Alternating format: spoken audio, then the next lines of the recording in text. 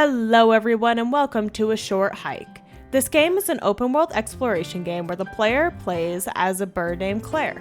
Claire took a trip to Hawk Peak Park to visit her aunt. While at the park, she is waiting for a phone call from an unknown source. Claire is notified that the only place that has cell reception is the top of Hawk Peak. This phone call is important, so she takes on the task of climbing to the top. Along the way, Claire meets various residents of the island and is given the responsibility to complete various quests for prizes. Most of these are optional and can be completed at any time.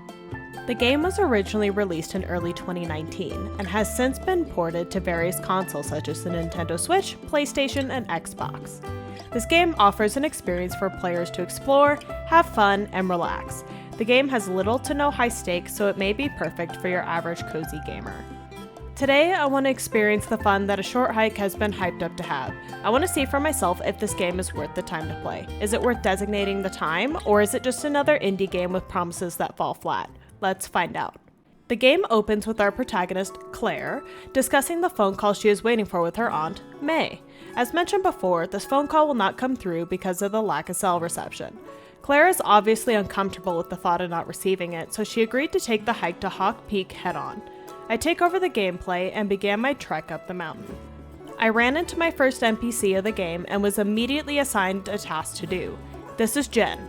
She told me, rather than ask, mind you, to bring her 15 shells. She refused to tell me why and insisted that I do the task without questions. I continued to push for details, but she still did not tell me what the shells were for. I gave up and decided to pick up any shells I saw, even without the context of knowing what they were for. I continued to explore and found another guy to say hello to. He asked how my day was, and I told him that I was just leaving the house. I said that I was caught up in my own head. He asked if I was directionless, and then gave me a compass. It only showed which direction was north. Early on, I ran into a lot of folks, so this is the final one I'll mention for now. They're simply too much of a little guy to not mention. Their name is Shovel Kid, and they are the cutest little frog I have ever seen. They reminded me a lot of the Build-A-Bear frogs, if you know what I'm saying. They were sitting on the beach with a sandcastle. They have this giant shovel that did not fit their needs. I asked to have it and they said they needed a replacement. I mentioned that there's such thing as a smaller shovel, and they offered that if I found one, I could have the big one. I'll keep my eyes peeled for a small plastic shovel from now on. Just a few steps down the beach, the rock climbing club was practicing their moves on a rock wall. They invited me to join, and I accepted. Apparently there are hundreds of members across the world, but this chapter, if I can even call it that, is the two of them. I was informed of the golden feather mechanic. Golden feathers measure your stamina, and they act as your way to climb rocks. They also allow me to jump mid-air. However, my stamina and jumps are limited to how many feathers I've obtained. I can purchase my first one from the visitor center, so I headed that way. Ranger John informed me that the feathers cost 40 coins, and I did not have enough. I decided I'd have to do a small money grind, so I walked away and continued on. I traveled south of the visitor center and found the tiny red shovel that the Shovel Kid was requesting. I sprinted back immediately to give it to them. They accepted the tiny shovel and I tested out the new big shovel. It definitely digs holes. I walked up the trail a bit more and found a sign. It pointed which direction the visitor center, Hawk Peak Trail, Shirley's Point, and Sid Beach were. I traveled south to Shirley's Point and found someone painting. Their name is the Painting Kid. They expressed discontent with their painting as they didn't know if they were liking where it was going. To regain some inspiration, they were to travel up to the Blackwood Forest Lighthouse. I had no idea where this was, but hopefully I'll see him there. I tried to progress further on the trail, but quickly ran into issues. I couldn't rock climb. The trail required that I climb this short wall, but I hadn't obtained a golden feather yet. While looking for money, I spotted a golden feather chilling on top of a small hill. I couldn't climb the hill, but there was a taller cliff nearby. I climbed up the cliff and glided down. I missed the feather the first time, but I recovered on the second try. I can finally climb! I tested out my new ability and found a red treasure chest that I could actually reach. It was full of money and I can now afford a second feather. Before heading to the visitor center, I revisited the rock climbing club. I can make it up the short wall, but boy it was a struggle the first, second, and third time. But I did eventually do it. But I guess it wasn't good enough for the other member, Tim, because real pros use the big wall. I tried to show them up, but could only make it halfway. I guess I'm not a pro. With vengeance in my soul, I ran to the visitor center and purchased my second golden feather. I had to stick it to Tim. I went back to the big wall, and I tried to climb it. And I still couldn't frickin' do it. I would make it to the top, but didn't have the stamina to pull myself up. I guess you win this time, Tim. I'll be back. Further up the trail, I was now able to climb the aforementioned wall that prevented my progress previously. I found a little house, or maybe a little structure is a better term. Next to it, Sue was in a little bit of distress. She was supposed to run in the marathon, but she lost her lucky headband.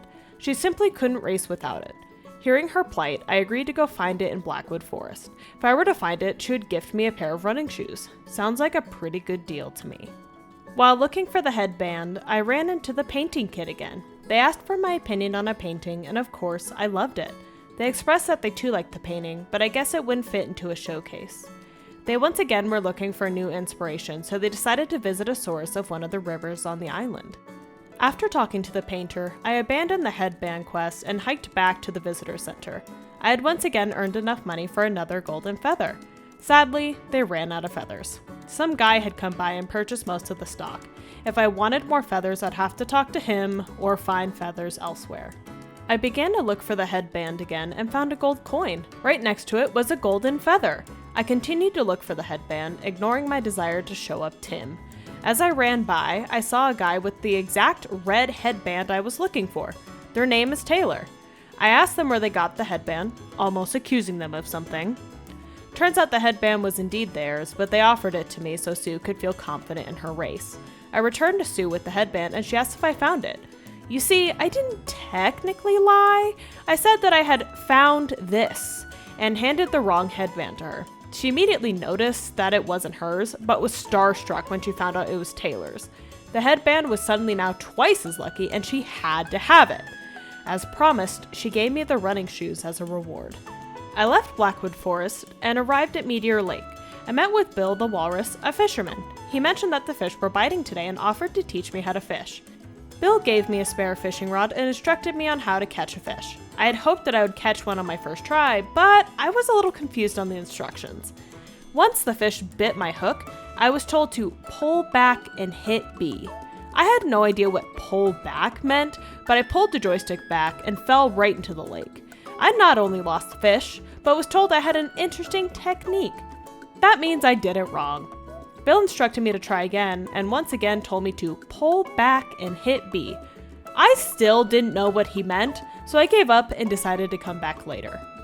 Before I climb up the mountain some more, I want to mention another guy. Unlike the sandcastle kid, this guy is super cool looking. They were lounging on the beach with a cool pair of sunglasses. I talked to them, and all they talked about was breakfast. They were excited to eat breakfast, but I mentioned it was the afternoon. Apparently, they meant tomorrow's breakfast. They said that they sometimes lose sleep because of how excited they are for their morning meal. I wish I could say I'm that excited about things, but their excitement is enough for both of us. I continued on the Hawk Peak Trail and found Outlook Point. There isn't much to report about it, but I can say that I stood here for a while thinking I could use the view as a thumbnail. After I took my screenshot, I opened the nearby golden treasure chest and found another golden feather. Right next to the chest, there was one of those binocular things that are often at Outlooks. I took a peek and didn't see much. I didn't really know what I was looking for, so I stepped away. Eventually, I popped into Royal Ridge. At the entrance, there is a stone tower that I noticed had a golden treasure chest up top. At first, I tried to climb it, which was kinda silly, but I used my noggin and climbed up the mountain a bit more so I could glide down. Like most of the jumps I make for these chests, the camera is not facing where I was going, so I jumped blindly and missed. I found a better spot the second time, and I could see where I was going this time. I landed on top of the tower and got my 6th golden feather. This is where I began to wonder how many feathers there were. I stumbled upon something that resembled a volleyball court. I talked to Julie, the referee, to get a feel of what this was. It was some sort of stickball game. I tried to activate the game, but nothing was happening. I stood in the little square, I pushed the ball into the court. Well, I should say that I tried to, but it ended up in the water. Either way, nothing activated the game. I didn't really want to fight with it, so I left shortly thereafter. Another thing I can come back for later. I traversed the island more and found a cute little bucket just chilling on a rock. I read the sign next to it, and apparently it's used to activate the rubber flower's bloom. I had been seeing little sprouts everywhere, but had no idea what they were. I tried to dig one up earlier, but nothing happened. When you pour water on the sprout, a red flower will appear and you can bounce on it. Well, I didn't do that initially. I completely ignored the sprout and the instructions I was just given to make it bloom. I literally ran everywhere else available in the area before I came back to pour water on this flower. I finally caused the flower to bloom and bounced on it a couple times. I ran off when I realized this one didn't go anywhere, but I did find another that bounced me to a cliff that I had already climbed when avoiding the first flower. Then I got lost for a while. And I do mean a while. I climbed and fell from cliffs that were too tall. I glided into the invisible wall. I revisited areas that I had already been to more than once. I literally had no idea where to go. I even found a little landmass with a silver coin on top. For whatever reason, I absolutely could not climb to the top to get this coin. After a few attempts, I did it, but my god, why did that have to be so difficult? I couldn't figure out where else to go in this area, so I rented the boat from the boat veteran. I thought that it could carry me to some other random location that definitely led me back to where I needed to be. I hopped aboard the boat without reading the boating manual and I was off. Upon writing the script, I expected to see myself traveling across the island to find new paths, but I literally was boating for maybe 10 seconds, and then abandoned the boat. I did not travel far at all, but at least it took me to a new location, I guess. In this new location, I found a couple rubber flowers that needed to bloom, so I picked up my little bucket, filled it with water, and helped them bloom. I wasn't necessarily expecting anything from them, I just wanted to find the trail again, but as a surprise, I found another golden feather. I noticed that while obtaining the feather, I was standing on literally nothing. Maybe a couple little plants, but either way, I love it when games do stuff like that. And just like that, I pretty much returned to the beginning of the map. For context, I was previously on the north side of the island. I was opposite from where I had started. I regained my footing and found the trail again. After following it for a few, I ran into the guy who bought all the stinking golden feathers. His name is Toughbird. Toughbird really had the audacity to purchase all the feathers, then sell them for more than twice the amount he bought them for. He wanted 100 coins per feather, and unfortunately, I had no choice but to buy not one, but two. I climbed the cliff by Toughbird and was greeted with frozen feathers. I was taken aback by this. I didn't realize that there'd be limitations to the regenerative nature of the feathers. What happened was that I was now in the snowy region of the mountain. The further up you go, the colder it gets. When you get to a certain point, your golden feathers will no longer regenerate when you use them. The only way to get them back is to jump in a hot spring or sit by a fire. This severely limits the routes I could take to the summit. I had to be careful now. I didn't feel ready for this, so I jumped off the cliff to leave the area. However, mid-flight, I realized that there was no other way forward, so I backtracked and carefully went back to where I was. I had found the path that would go up to the summit. I thought I was home free. However, the bridges were damaged. It was suggested by a nearby fox that I found another way to get up or get more golden feathers. I wasn't feeling up to the feather grind, so I began to look around for another route. I thought I had found the alternate route quickly, but when it came down to it, I didn't have enough golden feathers to proceed. I tried to glide, but was blown by the wind back to the ground. When I climbed back up, I tried to brute force the climb. I thought that I could maybe make it, but I failed to climb the final wall. I could see the top, so I knew there had to be a way to do it. I found yet another path that might have worked, but I still didn't have enough golden feathers to climb the walls. After further wandering around and wondering where I needed to go, I found the route. I made it to the top.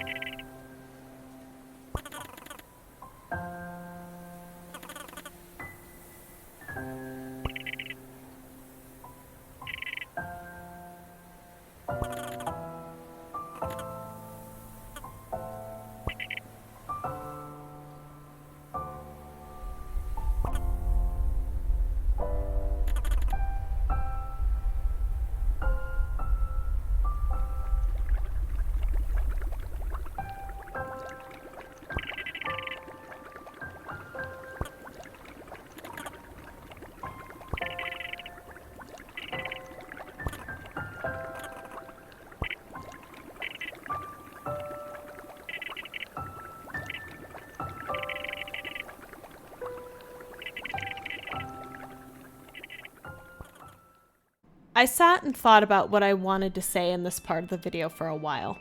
I had many thoughts, and I wanted to organize them into a precise statement. What is that statement?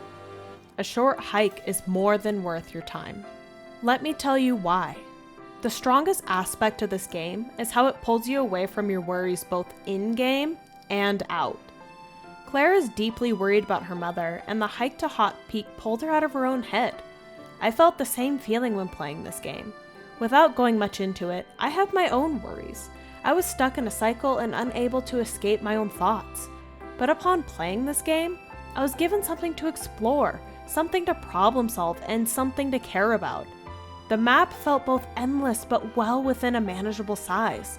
I found that I cared about the NPCs and their problems. I wanted to complete their little quests and see them smile. I know that my playthrough felt short, but that's because it was. My ascent to Hawk Peak was only an hour. I think that this game is a perfect example of how to do a short game right. The main storyline is the perfect length. Admittedly, I was needing something that I could play through quickly. This game met that demand. However, the main storyline length isn't the only reason why I think this game is done right. There are many quests and achievements that you can participate in. Not all the quests are required, and you can come back to them. I played the main story in one night, but I kept thinking about all the little things I may have missed. I explored the world more than I had before. I talked to people more in depth. I wanted more. No, I craved more. There is depth to the game that the player can choose to explore, and that is exactly why I think this game did it right. Is a short hike an indie game with promises that fall flat? Absolutely not. Committing yourself to this game, even if it is for a few minutes, is worthwhile. I will carry this experience with me. I didn't expect to have such a strong attachment to the little $8 game that I decided to play randomly one night, but I'm so happy that I got to share the time with Claire and Hawk Peak Park. Hello to those who made it here! Thank you so much for making it to this point. It truly means the world to me. I did record the gameplay of the post-game achievements. If you're interested in seeing that, let me know and I can do a revisited episode. Regardless if you stick around or we part ways, I hope you had fun with me. I am looking forward to seeing you all again. Stay healthy, stay safe, and I will see you next time.